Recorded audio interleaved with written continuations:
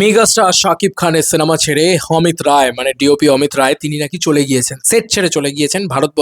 ভারতবর্ষের শুটিং ছেড়ে অমিত রায় চলে গিয়েছেন এবং কেন চলে গিয়েছেন তার মানে প্রিন্সের শুটিং আরও খারাপ হতে চলেছে এবং তারপরে শাকিব খানের সিনেমাটা গুণগত মানও খারাপ হবে, তাই তো?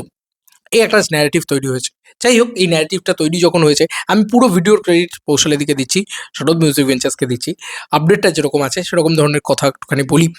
বিষয়টা হচ্ছে অমিত রায় পুরোপুরি শ্রীলঙ্কার সেটে ছিলেন, তাহলে কেন ভারতের সেটে থাকলেন না? কারণ তার একটা পরিষ্কার কথা, প্রথম পয়েন্টেই আমি চলে আসি, ভাই তার একটা নিজস্ব আহ, তুমি একটা মানে কন্ট্রাক্টে সাইন করলে তোমাকে থাকতে হবে।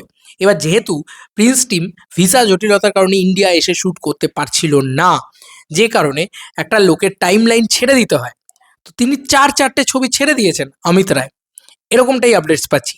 তো এবার দাঁড়িয়ে তুমি বলো তো, চারটে ছবি ছেড়ে দেওয়ার পরেও ঠিক আছে তিনি ছবিগুলো ছাড়তে পারেন, কিন্তু তিনি যে ছবিটাতে সাইন করে রয়েছেন সেই ছবিটা তো একটা টাইম লাইন ধরা আছে।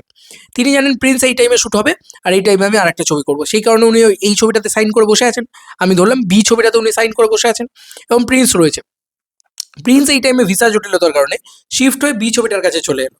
এবার বি ছবিটা তো শুটিং শুরু হয়ে গেছে, তাহলে আমাকে কি করতে হবে? দুটো ছবির ভিতরেই সাইমাল্টেনিয়াসলি যেতে আসতে হবে।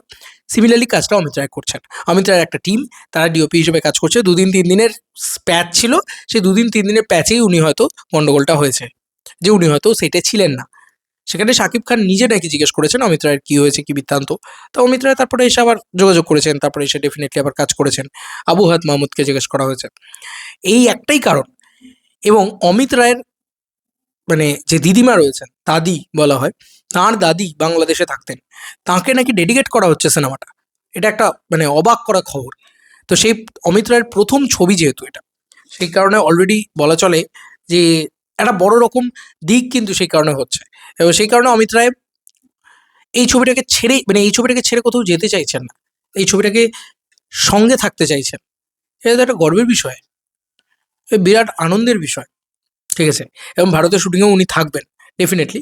হয়তো 2 দিন 3 দিন থাকতে পারেননি কন্ট্রাক্টের জন্য। তুমি যদি একবার পেপারে সাইন করে নাও, তোমাকে সেই সেটে থাকতেই হবে। এবার এই সেটে এখানে তুমি বলতে পারো প্রিন্সের তো কন্ট্রাক্টে সাইন করা, কিন্তু প্রিন্স তো শুটিং করার কথা ছিল এই ডেটে, ধরো 1 তারিখে শুটিং করার কথা, সেটা 28 তারিখে শুটিং করছে। এবার সেটা তো প্রিন্স টিমের অন্যায় না, সেটা তো প্রিন্স টিমের কি বলবো, কি বলে এগুলোকে, মানে তাদের তো অপরাধ না। ভিসা জটিলতার কারণে ভিসা পায়নি, হতেই পারে। তো এই হচ্ছে বিষয়। আমি বারবার বলব যে এটা নিয়ে এত জল ঘোলা করার মতন কিছু হয়নি।